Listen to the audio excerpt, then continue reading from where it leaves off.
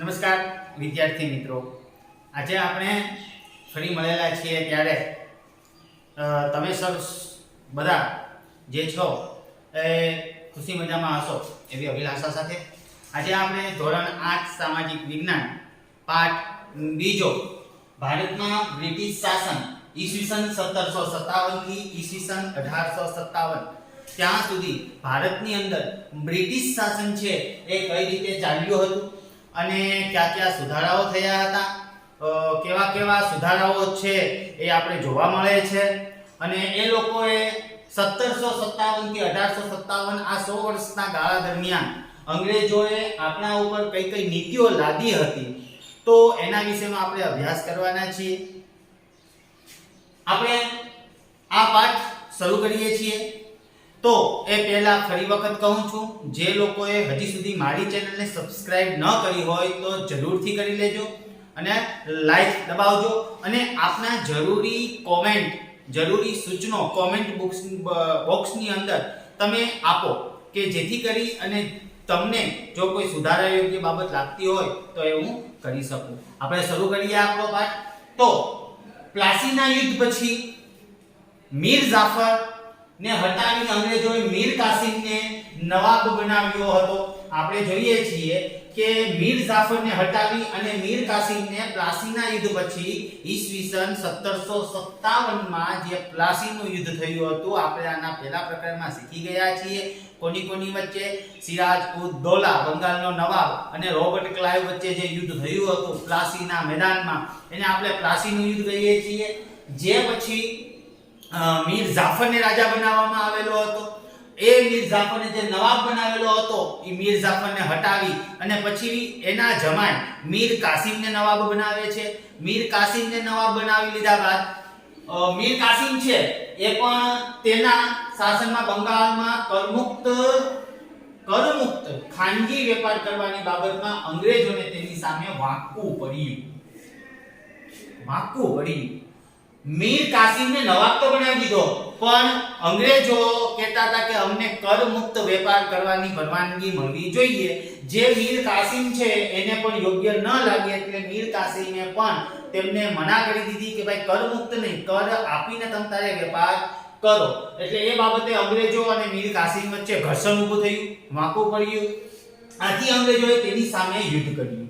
એટલે અંગ્રેજોએ યુદ્ધ ની બુગલ ફૂંકી દીધી કે આપણે મીર કાસિમ સામે યુદ્ધ કરવાનું છે। બક્સરના આ યુદ્ધમાં અંગ્રેજોની જીત થઈ। હવે આ યુદ્ધ થયું ક્યાં? તો કે બક્સરના મેદાનમાં ઈસવીસન 1764 માં બક્સરના મેદાનની અંદર આ યુદ્ધ થયું। આપણે આના પહેલા પ્રકરણમાં આપણે બધું બાબતની ચર્ચા કરી ચૂક્યા છીએ, ફરી વખત આપણે રિવિઝન રૂપે જ છે આ।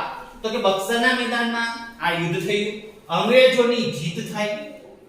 આપણે ખ્યાલ છે કે બક્સરના મેદાનમાં એકલા ફક્ત ખાલી શું કહેવાય કે મીર કાસિમ બંગાળનો નવાબ ન હતો, અવધનો નવાબ હતા અને મુગલ સમ્રાટ શાહ આલમ બીજા પણ હતા। એટલે આ લોકો હતા અને એ લોકોએ છે એ ત્રણેય 50,000 સેના, ત્રણેયની મળીને 50,000 ની આજુબાજુની સેના અને એની સામે તમે જોવા જાવ તો અંગ્રેજો સામે ખાલી 7,072 સૈનિકોની સેના હતી, છતાં પણ અંગ્રેજોની જે નીતિ છે એના કારણે અંગ્રેજોની જીત થાય છે।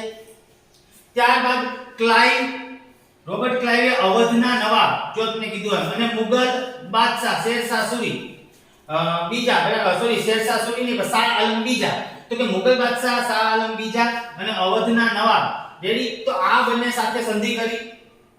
3 જણાનો ભાગ હતો, એમાંથી પહેલા તો અવધના નવાબ હતા એની સાથે સંધિ કરી, હરાવ્યા ત્રણેય આની સાથે સંધિ કરી। પછી મુગલ બાદશાહ હતા કોણ? શાહ આલમ બીજા, તો એની સાથે સંધિ કરી। સંધિ મુજબ પહેલા તો અવધના નવાબે શું કરવાનું હતું? અવધના નવાબે કંપનીને 50 લાખ રૂપિયા એ સમયે ઈસવીસન 1764 ની વાત છે, એ સમયે 50 લાખ રૂપિયા આપવાનું સ્વીકાર્યું। કોને? તો કે અવધના નવાબે કંપનીને 50 લાખ રૂપિયા આપવા એવું નક્કી થયું। ત્યારબાદ મુગલ બાદશાહ શાહ આલમ બીજાને કંપનીએ વાર્ષિક 26 લાખની ખંડણી દર વર્ષે 26 લાખ રૂપિયા આપવાના। વાર્ષિક 26 લાખ રૂપિયાની ખંડણી આપે, અથવા તો જો તમે મુગલ બાદશાહ આ ખંડણી ન આપી શકે તો તેના બદલામાં બંગાળ, બિહાર અને ઓડિશાની દિવાની સત્તા આપવાની વાત હતી. 26 લાખ રૂપિયા આપે વર્ષના અથવા ન આપે તો બંગાળ, બિહાર અને ઓડિશાની દિવાની સત્તા આપવાની. દિવાની સત્તા આપવાની એટલે ત્યાંનો સંપૂર્ણ અધિકાર છે અંગ્રેજોને આપી દેવાનો. ખેડૂતો પાસેથી કર ઉઘરાવવાનો અધિકાર એમનો, એટલે ટૂંકમાં તેમને 3 રાજ્ય જ સોંપી દેવાનું. 12મી ઓગસ્ટ 1765 માં ઈસ્ટ ઇન્ડિયા કંપનીને મુગલ બાદશાહે બંગાળની દીવાની સત્તા આપી. એ સમયના મુગલ બાદશાહ શાહ આલમ બીજાએ 12 ઓગસ્ટ 1765 માં ઈસ્ટ ઇન્ડિયા કંપનીને આ ત્રણેય રાજ્યોની દીવાની સત્તા સોંપી દીધી. એ સમયે પ્રાંત હતા, ટૂંકમાં ત્રણેય પ્રાંતની દીવાની સત્તા સોંપી આપી. અંગ્રેજોની ભારતમાં રાજકીય સત્તાની શરૂઆત થઈ અને અંગ્રેજો છે એની આ છે સત્તાની શરૂઆત અહીંથી થાય છે. હવે આપણે એટલું જાણવું આપણે ગમશે.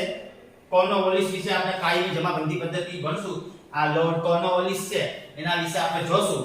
પણ આપણે એટલું જાણવું ગમશે કે અંગ્રેજોએ કંપનીની આવકમાં વધારો કરવા ઈસવીસન 1772 માં બંગાળમાં એક નવી વ્યવસ્થા દાખલ કરી. એક નવી વ્યવસ્થા બનાવી. શેના માટે થઈને? તો કે આવકમાં વધારો કરવા, પૈસામાં વધારો કરવા માટે થઈને. હવે આપણે ખબર છે કે બંગાળ, ઓરિસ્સા અને બિહારની દીવાની સત્તા લોકો પાસે આવી ગઈ હતી. મતલબ હવે સુધારા વધારા કરવાનો હક બધો આની પાસે હતો. એટલે આ લોકોએ એક નવી પ્રથા શરૂ કરે છે જેમાં મહેસૂલ વસૂલ કરવા માટે ઇજારાદારો પાસે કરાર કરાવવામાં આવતા. ઇજારો કરવામાં આવતો, બોલી બોલાવવામાં આવતી. કોણ કર ઉઘરાવશે?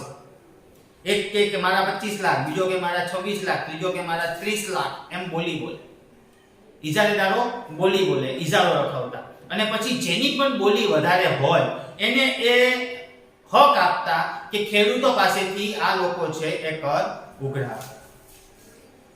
આ વ્યવસ્થામાં ઇજારાદારો માટે દસ્તાવેજમાં ફાર્મર શબ્દનો ઉપયોગ થતો. આપણે કહીએ કે ખેડૂત, ફાર્મર શબ્દ ક્યાંથી આવ્યો? તો કે આ ફાર્મર શબ્દ છે એ અહીંયા પેલો ઉપયોગ કરવામાં આવ્યો. એ કેના માટે કરવામાં આવ્યો? તો ઇજારેદારો માટે. એટલે આ ઇજારાદારો માટે આ ફાર્મર શબ્દનો ઉપયોગ કરવામાં આવ્યો અને આ વ્યવસ્થાને ફાર્મિંગ, આપણે ખેતી કહીએ, ફાર્મિંગ નામ આપવામાં આવ્યું. અને આ જે પૈસા ઉઘરાવવાનો જે ઇજારો હતો એનું કામ જે છે એને ફાર્મિંગ ના નામે ઓળખવામાં આવે છે. આ વ્યવસ્થામાં ઇજારાદારનું એકમાત્ર ધ્યેય વધુ આવક ઊભી કરવાનું હોવાથી ખેડૂતોનું શોષણ થતું હતું. જો ધ્યાન રાખજો, આમાં ઇજારાદારો પાસે છે એ પેલા તો એક વખત માંગી લે. ઇજારો આપવાનો હતો એટલે કે ભાઈ ઇજારાદારો છે એ બધા બોલી બોલે. એમાં સૌથી વધારે બોલી કોઈ એક ઇજારાદારે બોલી છે, દાખલા તરીકે 30 લાખ રૂપિયા. તો કે ભાઈ આ જે 30 લાખ છે તો કે આ 30 લાખ નું શું કરવાનું છે? તો કે જે આ 30 લાખ રૂપિયા છે એ અંગ્રેજોને જમા કરાવી દેવાના. કોને કરાવવાના? ઇજારાદાર. જેને ઇજારો રાખ્યો હોય એ અંગ્રેજોને આપી હપ્તા રૂપે આપે કે એક સાથે રોકડા આપે. અંગ્રેજોને તો પૈસા મળી ગયા 30 લાખ રૂપિયા, એટલે અંગ્રેજોને તો આવક થઈ ગઈ. હવે તો એને તો કોઈ બીજી માથાકૂટ રહેતી નથી. એને તો એક જ વ્યક્તિને પકડવાનો, જેને ઇજારો રાખ્યો છે એને જ પકડવાનો અને એને જ કહેવાનું કે ભાઈ તું મને પૈસા આપી. એટલે 30 લાખ રૂપિયા તેમના પાસેથી જ લેવાના એમ. પછી વધ્યો ઇજારેદાર. તો ઇજારેદારે શું કરવાનું? તો કે એને તો તમામ ખેડૂતો જ્યાં જે એરિયાનો, જે પ્રાંતનો એને ઇજારો રાખ્યો છે એ પ્રાંતના તમામ ખેડૂતો પાસેથી એને કર મેળવવાનો છે.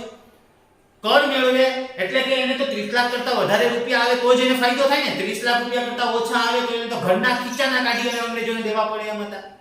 એટલે વધુ ને વધુ એને કર મળે, વધુ ને વધુ એને આવક થાય એ માટે ખેડૂતો ઉપર દબાણ કરતા, ખેડૂતો ઉપર અત્યાચાર કરતા અને ખેડૂતો પાસેથી વધુ ને વધુ કર ઉઘરાવતા કે જેથી ખાલી અંગ્રેજોને તો 30 લાખ દેવાના છે એના ઉપર એને 5 કે 10 લાખ વધારે મળે તો એની આવક થાય ઇજારો રાખનારની, તો એનું ગુજરાન ચાલે એમ કે તોય પૈસાવાળા બને. એટલે ઇજારેદારોને આ માટે થઈને વધારે પૈસા કમાવા માટે ખેડૂતો ઉપર દબાણ કરતા.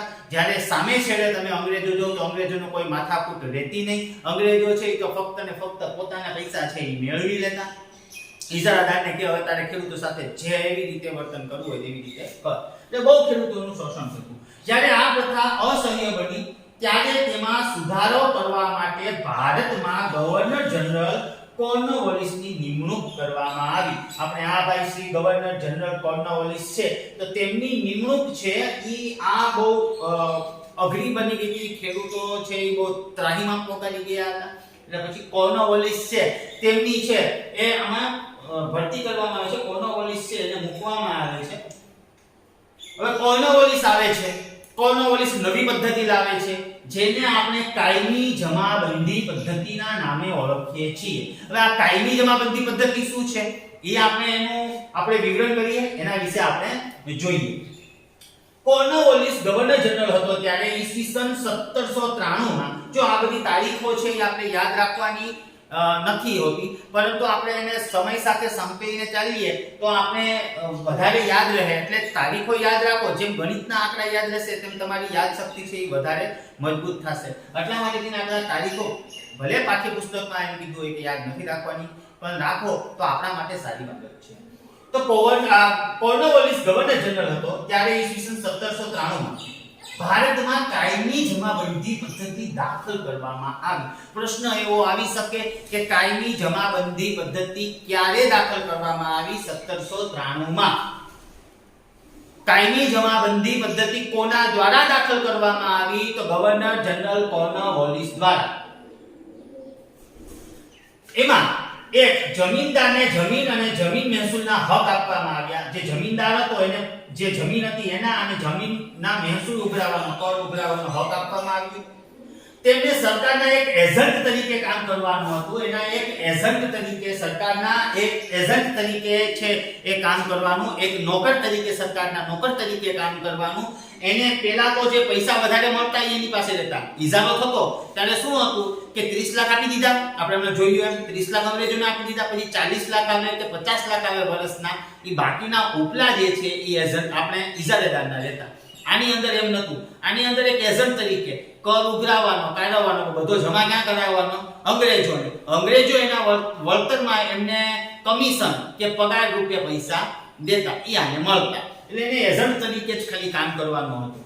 બીજું કે જમીનદારે જમીન મહેસૂલના 9 ભાગ સરકારને જમા કરાવવા અને 10મો ભાગ મહેનતાણા તરીકે રાખવાનો હતો. જે કર આવે છે, દાખલા તરીકે 1 લાખ રૂપિયાનો કર છે એ જમા કર્યો, કોને? આ ભાઈ એજન્ટે. તો એમાંથી 9 ભાગ એટલે કે 90,000 રૂપિયા છે એ કોને જમા કરાવવાના હતા? એને આ જે 90,000 છે એ એને અંગ્રેજોને જમા કરાવવાના. વધે જે 10,000, આ 10,000 રૂપિયા છે એ ફક્ત ને ફક્ત એજન્ટે રાખવાના રહેતા. એટલે આવી રીતના ભાગ પાડવાના. 10 ભાગ, 10 ભાગની અંદરથી 9મો ભાગ છે એ અંગ્રેજોને જમા કરાવવાનો હતો, અને જે એક ભાગ વધે છે એ ભાગ છે એ કોને રાખવાનો હતો? એજન્ટ અથવા તો જે ઇજારેદાર હતા તેને રાખવાનો હતો. આ તો ખાલી સમજવા માટે મેં 1 લાખનું ઉદાહરણ લીધેલું છે. આ રકમ તો બહુ મોટી હોઈ શકે છે. બરાબર છે. પછી જોઈએ, આ પદ્ધતિમાં ખેડૂતોનું શોષણ થતું હતું. આમાં પણ ખેડૂતોનું શોષણ થતું હતું, કારણ કે તે નિશ્ચિત કરેલું મહેસૂલ જમીનદારોને આપવું પડતું. નક્કી કરેલું મહેસૂલ જમીનદારોને ફરજિયાત ચૂકવવું જ પડતું. બરાબર, નક્કી કરેલું પહેલેથી હતું. જમીનદાર તેના ઉપર જુલમ કરીને પણ મહેસૂલ વસૂલ કરતો હતો. જમીનદારે દર વર્ષે નિશ્ચિત કરાર મુજબની રકમ સરકારમાં જમા કરાવવી પડતી. અને જમીનદારને શું કરે? એને તો જે નક્કી કરેલી રકમ હોય એ એને સરકારમાં એને જમા કરાવવી પડતી. એટલા માટે થઈને ખેડૂતો ઉપર એ જુલમ કરતો. આપણે તમે જૂના પિક્ચરો જોવો ને તો તેની અંદર આવી જે સાવકારી પ્રથા છે એ તમને બતાવશે કે ભાઈ ખેડૂતો ઉપર કેવા અત્યાચાર કરે, કેવી રીતે એની જમીન છે એ ખોટા અંગૂઠા લગાવીને જમીનો પાડી લે. અને આવી બધી પોઝિશન છે એ સમયે હતી. એટલે નક્કી કરેલી રકમ તો જમા કરાવવી જ પડે અંગ્રેજોને. એટલે આ લોકો છે જે એજન્ટો, જે નક્કી કરેલી રકમ છે એ ઉઘરાવવા માટે ખેડૂતો ઉપર અત્યાચારો કરતા. તેમ છતાં કાયમી જમાબંધી છે એ જમીનદારોની તરફદારી કરતી હતી. જે જમીનદારો, જે મોટા મોટા શાહુકારો હતા એની તરફદારીમાં હતી, એના તરફેણમાં હતી. જો કે શરૂઆતમાં જમીનદારોએ થોડું સહન કરીને નક્કી કર્યા મુજબ મહેસૂલ આપવું પડ્યું. શરૂઆતમાં તો એને ખીચાને કાઢીને પૈસા દેવા પડ્યા, જમીનદારોને થોડું ભોગવવું પડ્યું, પરંતુ પાછળથી એને મલાઈ ખાવા મળી અને પાછળથી છે એ પૈસા છે એને કવર થઈ ગયા. બધા પૈસા પાછા મળતા થઈ ગયા. જે મહેસૂલ ના ભરી શક્યા તેમની જમીન જપ્ત થઈ, પણ પાછળથી જમીનદારો જમીન ખરીદવા લાગ્યા. પહેલા તો જે જમીનદારો પૈસા નતા ભરી શક્યા એની જમીન હડપી લેવામાં આવી, પણ પાછળથી કેવું થયું કે જમીનદારો છે એ જમીન પણ ખરીદવા લાગી ગયા. સરકારને ખેડૂતોના વિકાસમાં રસ ન હતો, પરિણામે બંગાળમાં ખેડૂતોના ઘણા વિદ્રોહો છે એ થયા અને અન્ન ભંડાર તરીકે ઓળખાતું બંગાળ છે એ કંગાળ બન્યું. બંગાળ બન્યું કંગાળ. બરાબર. અન્ન ભંડાર તરીકે ઓળખાતું, એ સમયનો અન્ન ભંડાર તરીકે ઓળખાતો આ એક પ્રાંત હતો બંગાળ, એ હવે કંગાળ બન્યો છે. કારણ કે આ જમાબંધી પદ્ધતિ પ્રમાણે, કાયમી જમાબંધી પદ્ધતિ, નિયમિત કરેલી રકમ તો તમારે દેવાની જ. પછી તમારા ખેતરમાં પાકે કે ન પાકે, તમારા ખેતરમાં પછી વરસાદ ન થયો હોય ને દુષ્કાળના કારણે તો પાણી ઓછાના કારણે પાક બળી ગયો હોય તો પણ તમારે કર દેવાનો. જો તમારે વધારે વરસાદ પડ્યો છે અને પાક છે એ પલળી ગયો છે, નુકસાની પામી છે, તો પણ પૈસા અંગ્રેજોને દેવાના, કર તો અંગ્રેજોને દેવાનો. એટલે આ જે પદ્ધતિ હતી એ ખેડૂતો માટે શોષણભરી પદ્ધતિ હતી. અને અત્યારની પદ્ધતિ અને તે સમયની પદ્ધતિ વિશે તમે પણ વિચાર કરો તો તમને ખ્યાલ આવશે કે અત્યારે જો નુકસાન થયું હોય ખેતીમાં તો પણ આપણે સરકાર સમક્ષ ક્લેમ મૂકીએ છીએ, દાવો માંડીએ છીએ કે અમારા ખેતીમાં નુકસાન થયું હોવાથી અમને વળતર આપો. આ વખતે ઓછો વરસાદ છે તો ઓછો વરસાદ હોવાથી અમને વળતર આપો. આપણે સરકાર પાસે ઘણી બધી અપેક્ષાઓ રાખીએ છીએ, પણ એ સમયે પણ સરકાર હતી ત્યારે કોઈ અપેક્ષા રાખી શકતા ન હતા. ત્યારે તો ફક્ત ને ફક્ત આપણું શોષણ જ થતું હતું. તમારા ખેતરમાં કોઈ વસ્તુ ઉગે છે કે નથી ઉગતી એ કશું જોવામાં આવતું ન હતું. આગળ વધીએ આપણે. બીજી પદ્ધતિ આવે છે રૈયત રાવની પદ્ધતિ. રૈયત રાવની પદ્ધતિ છે તો એના વિશે આપણે જોઈએ તો કે રૈયત રાવની પદ્ધતિ એ 19મી સદીની શરૂઆતમાં ઈસવીસન 1820 માં મુંબઈ અને મદ્રાસ, ચેન્નઈ પ્રાંતોમાં રૈયત રાવની પદ્ધતિ લાગુ કરવામાં આવી. હવે આ પદ્ધતિ શું છે એના વિશે આપણે જોઈએ. પણ પહેલા પ્રશ્ન કેવો આવી શકે કે ભાઈ રૈયત રાવની પદ્ધતિ સૌપ્રથમ ક્યાં દાખલ કરવામાં આવી? તો કે મુંબઈ અને મદ્રાસમાં. કયા વર્ષે દાખલ કરવામાં આવી? તો ઈસવીસન 1820 માં. હવે આપણે આ પદ્ધતિમાં વિશે જોઈએ તો તેના પ્રણેતા થોમસ મુનરો હતા. આ ભાઈ થોમસ મુનરો, બરાબર. તો કે એના પ્રણેતા, આ શરૂ કરવા વાળા થોમસ મુનરો હતા. તેને શું કર્યું? તે સમયે તેઓ મદ્રાસ અને ચેન્નઈના ગવર્નર હતા. ગવર્નર જનરલ નહીં પણ ગવર્નર હતા. ક્યાંના હતા? મદ્રાસના. આ પદ્ધતિમાં જમીન ખેડનારને જમીનનો માલિક બનાવવામાં આવ્યો હતો. આ પદ્ધતિમાં ખેડે એની જમીન, આપણે સૂત્ર છે ને ખેડે એની જમીન, આઝાદ થયો ને ત્યારે છે ને આ સૂત્ર હતું, આપણો ભારત દેશ આઝાદ થયો ત્યારે ખેડે તેની જમીન. તો આ શું હતું? તો કે કોણ ખેડે છે એને એની જમીનનો માલિક બનાવવાનો, માલિકી હક આપવાનો શરૂ કર્યો. અને સરકારની શરત મુજબ ખેડૂતે જમીન મહેસૂલ ચૂકવવાનું હતું. પણ તમે ખેડો એનો વાંધો નહીં, પણ જે સરકાર નક્કી કરે, સરકારની જે શરત છે એ પ્રમાણે તમારે મહેસૂલ ચૂકવવાનું, કરવેરો દેવા. આ પ્રથાથી જમીનની માલિકી હકનો કોઈ ફાયદો થતો ન હતો. હવે ભલે જમીન તો આમ કે ખેડે એની જમીન, પણ આ પ્રથાથી એવું હતું કે કોઈ પણ ફાયદો ન હતો. બરાબર. કોઈ હક મળી જતો તો પોતાની જમીન થઈ જતી હતી, પણ એનો કોઈ ફાયદો હતો નહીં. તમારા ખેતરમાં કશું ઉગતું જ નથી છતાં પણ તમારે કર દેવો પડે છે, તો એનો ફાયદો શું? આપણે જમીન જ ન કાઢી એટલે કોઈ ફાયદો નતો. તેના કારણો આ મુજબ હતા. શું કરવા કોઈ ફાયદો નતો? તેનું કારણ છે કે જમીનનું વધારે પડતું મહેસૂલ. એક તો વેરો વધારે, જે સામાન્ય વેરો પહેલાના સમયમાં તમે રાજપૂત યુગના સમયમાં જો ને તો કે રાજાને કુલ ઉપજનો છઠ્ઠો ભાગ, કુલ ઉપજ જે થઈ હોય એના 6 સરખા ભાગ કરવાના. એ 6 સરખા ભાગમાંથી એક ભાગ છે એ રાજાને દેવાનો થતો.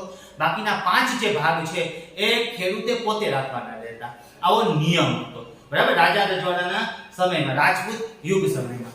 પણ અત્યારે કેવું થાય છે કે મહેસૂલ જ દેવું પડતું, વધારે દેવું પડતું, કોઈ ભાગ નહીં. ને એ ભાગે ઘટીને અત્યારે 5 ભાગ અંગ્રેજો લઈ જતા હતા છળમાંથી અને એક જ ભાગ ખેડૂત પાસે વધતો હતો. એટલે આ સ્થિતિ છે એ આપણે મહેસૂલ માટે થઈને બહુ આકરી પદ્ધતિઓ હતી. આ લોકોએ જે કોઈ પદ્ધતિઓ દાખલ કરી હતી ને બધાની અંદર આવું જ હતું કે જે પહેલાના સમયમાં જે રાજાઓને કર આપતા એના કરતા 5 ગણો કર વધી જતો હતો અને 5 કે 10 ગણો કર છે એ અંગ્રેજો લઈ જતા. ખેડૂતો પાસે તો ખાલી મુઠ્ઠીભર અનાજ જ વધતું હતું. સરકાર ઈચ્છે ત્યારે જમીન મહેસૂલમાં વધારો કરવાનો હક ધરાવતી. હવે સરકાર છે, અંગ્રેજો છે, એ ગમે ત્યારે ઈચ્છે ત્યારે એ આમાં વધારો કરી શકે. ગયા વખતે કેટલા હતા? 10,000, તો આ વખતે 11,000 વધારી દીધા, જાઓ. 15,000, 20,000 વધારી દીધા, જાઓ. એ હક કોની પાસે હતો? સરકાર પાસે હતો. નક્કી નહીં કેટલા જ રાખવા, એ ગમે ત્યારે એનું મન પડે ત્યારે વધારે. એવી રીતના કોઈ પણ સ્થિતિમાં અનાજ ન પાકે કે નાશ પામે તો પણ રૈયતે જમીન મહેસૂલ આપવું પડતું. જો મેં તમને વાત કરી છે, ગમે એવી પરિસ્થિતિ હોય, તમારા ખેતરમાં અનાજ ઉગે છે કે નથી ઉગતું, નાશ પામી ગયું છે, બળી ગયું છે, સડી ગયું છે, એ અંગ્રેજોને કશું લેવા દેવા નહીં. ફક્ત ને ફક્ત તમારે મહેસૂલ દેવાનું. આ છે રૈયત રાબડી પદ્ધતિ હતી. એના પછી આપણે જોઈએ છીએ ત્રીજા નંબરની પદ્ધતિ છે મહાલવાડી પદ્ધતિ. તો કે મહાલવાડી પદ્ધતિ છે એના વિશે આપણે ખ્યાલ મેળવીએ. મહાલવાડી પદ્ધતિનો અમલ ઉત્તર અને પશ્ચિમ પ્રાંત અને મધ્ય ભારતના કેટલાક પ્રદેશોમાં થયો હતો. ઉત્તર અને પશ્ચિમ એટલે કે આપણા ગુજરાત પ્રાંત, આપણે પશ્ચિમ બાજુ આવીએ છીએ, તો આપણા પ્રાંતમાં પણ આ મહાલવાડી પદ્ધતિનો ઉપયોગ ત્યારે ઈ સમયે થતો હતો. અને હોલ્ટ મેકેન્ઝી નામના અંગ્રેજ અધિકારીએ કોને શરૂ કરી હતી? પેલા તો પ્રશ્ન આવશે, મહાલવાડી પદ્ધતિ કોને શરૂ કરી? તો કે હોલ્ટ મેકેન્ઝી નામના અંગ્રેજ અધિકારી છે, જોજો ગવર્નર નથી, અધિકારીએ આ પદ્ધતિ છે ઈ ઈસવીસન 1822 માં દાખલ કરી. કયા વર્ષે દાખલ કરી? પ્રશ્ન પૂછાય તો 1822 માં. બ્રિટિશ મહેસૂલ દફતર અથવા તો એને રેકોર્ડ કહીએ છીએ, કચેરી કહીએ, માં ગ્રામ અથવા તો ગ્રામના સમૂહ માટે મહાલ શબ્દનો પ્રયોગ થતો હતો. ઈ સમયે ગામને મહાલ કહેતા હતા, બરાબર. મહાલનું એકમ ગ્રામ અથવા ગ્રામનો સમૂહ હતો. આ પ્રથા અનુસાર મહેસૂલનું એકમ ખેડૂતોનું ખેતર નહીં પણ સમગ્ર ગ્રામ કે ગામની જમીનનો સમૂહનો સમાવેશ થતો હતો. આગળ જોઈશું આપણે, બરાબર. આ પદ્ધતિમાં ગામનું સર્વેક્ષણ કરી ખેતર અથવા ખેતરના ઉત્પાદકોની આવક વગેરે ધ્યાનમાં લઈ અને જમીન મહેસૂલ નક્કી કરવામાં આવતું. હવે તો ધ્યાન રાખો, આમાં શું કહેવા માંગે છે કે આના માટે થઈને પેલો એકમ શું નક્કી કરવાનો? ગામ કે ગામનો સમૂહ. એટલે કે આમાં એકલું ખેતર નહીં. હવે જોજો, આપણે પણ અત્યારે ખેતર છે, ખેતી કરે છે મોટા ભાગના, કારણ કે ભારત ખેતી પ્રધાન દેશ હોવાથી આ ખેતીનું પુષ્કળ પ્રમાણ આપણામાં જોવા મળે છે. હવે તમે ધ્યાન જ રાખજો કે ભાઈ આપણે પણ આપણા ખેતરની બાજુમાં પણ બીજું કોઈનું ખેતર હોય છે, આપણે જેને સેઢા પાડોશી કહીએ છીએ. તો કે ભાઈ જે આપણા ખેતરની બાજુમાં આપણા પછી કાકાનું, આપણા ભાઈનું કે ગમે તેનું ખેતર હોય અથવા તો કોઈ બીજાનું ખેતર હોય, પણ આપણે લગીને જ ખેતર છે. હવે શું આપણા ખેતરમાં જે ઉત્પાદન થાય છે એટલું જ ઉત્પાદન એના ખેતરમાં થાય છે, અથવા તો તેના ખેતરમાં જેટલું ઉત્પાદન થાય છે એટલું જ ઉત્પાદન આપણા ખેતરમાં થાય છે? આ લોકોએ શું કર્યું? તો કે આ લોકોએ આખા ગામની જેટલી જમીન હતી ને તમામનું સર્વેક્ષણ કર્યું. પછી એનો સરેરાશ રેશિયો નક્કી કર્યો અને જોયું કે ભાઈ સારામાં સારું ઉત્પાદન કેના ખેતરમાં થાય છે, કેટલું થાય છે. હવે ઈ જેટલો કર ચૂકવે એટલો જ કર તમારે બધાએ ચૂકવવાનો. આનો આખી સરેરાશ દાખલ કરી, જેટલો કર એક ચૂકવે એટલો જ બધાએ કર ચૂકવવાનો. હવે દાખલા તરીકે કોઈની પાસે 10 વીઘા જમીન છે, કોઈની પાસે 5 વીઘા જમીન છે, તો 10 વીઘામાં જ પાકે એટલું 5 વીઘામાં પાકે? 10 વીઘા વાળો છે એ તો કર ભરી શકે, પણ 5 વીઘા વાળો શું કરે? તો આવી રીતે આ આખા સમૂહને ધ્યાનમાં લઈ મહાલવાડી પદ્ધતિ આખા સમૂહને ધ્યાનમાં લઈ અને બનાવવામાં આવેલી પદ્ધતિ હતી. જેમ કે કોઈ 10 વીઘા વાળો ખેડૂત છે, બરાબર, એક નંબરનો ખેડૂત છે 10 વીઘા વાળો, તો કે તે છે એનું કર બધું એની આવક ને બધું પાકું થઈને એનું કર છે એ 11,000 નક્કી કરવામાં આવ્યું ને આને કઈ વાંધો નથી, આ 11,000 તો ચૂકવી શકે. પરંતુ બીજા નંબરનો જે ખેડૂત છે કે જેની પાસે કોઈ આવક નથી, તો એને પણ 11,000 છે એ કર ચૂકવવા પડતા. એટલે કે આ આવક છે એને કર ગમે તેવી રીતે 11,000 રૂપિયા તો એને ચૂકવવા પડતા. હવે 5 વીઘા વાળો અને 10 વીઘા વાળો બે સરખા તો કોઈની ચૂકવી ના શકે. આ પદ્ધતિ મહાલવાડી પદ્ધતિ તરીકે ઓળખાય. જમીન મહેસૂલ કરવાની જવાબદારી ગામના મુખીને, આપણે સરપંચ કહીએ છીએ, એને સોંપવામાં આવી. આ પૈસા કોને ઉઘરાવવાના? તો કે ગામના સરપંચની ત્યાં જમા કરાવવાના બધાએ, અને ગામનો સરપંચ છે એ અંગ્રેજોને જમા કરાવે. અંગ્રેજોએ પરંપરાથી ચાલી આવતી જમીન વ્યવસ્થામાં મૂળભૂત ફેરફારો કર્યા.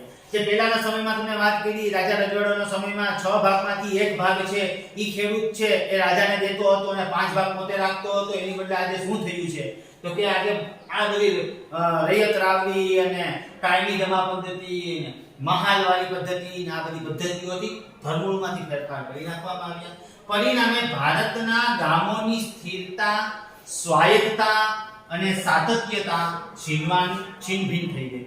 એની જે સ્થિરતા હતી, ગામ જે પહેલા શું કહેવાય, જૂના સમયમાં ભારતના રાજ્યની જે બધા જે દેશ હતા, જે રજવાડા હતા, એની કરોડરજ્જુ સમાન જે ગામડાઓ હતા, એ ગામડાઓ હવે ભાંગી પડ્યા હતા. આપણે જો કે ઈસવીસન 1765 માં બંગાળમાં દીવાની સત્તા પ્રાપ્ત કર્યા પછી કંપની એટલે કે ઈસ્ટ ઇન્ડિયા કંપનીએ કર્મચારીઓ પાસે બંગાળની વાર્ષિક ઉપજની માહિતી એકઠી કરાવી કે બંગાળમાં આખા વર્ષમાં કેટલી આવક થાય છે, કેટલી ઉપજ થાય છે, શું શું પાકે છે, એ એક તો નક્કી કરાયું. કારણ કે બ્રિટન માટે બંગાળનું મૂલ્ય યુરોપમાં નિકાસ માટે ખેત પેદાશો આપનારું ક્ષેત્ર હતું. યુરોપીયો શું સમજતા હતા? બંગાળને ખેત પેદાશો આપવાનું એક નાનું એવું ક્ષેત્ર સમજતા હતા. બરાબર છે? આથી તે ખેત પેદાશો ઉપર પકડ જમાવી અને આથી એને ખેત પેદાશો ઉપર પકડ જમાવી છે.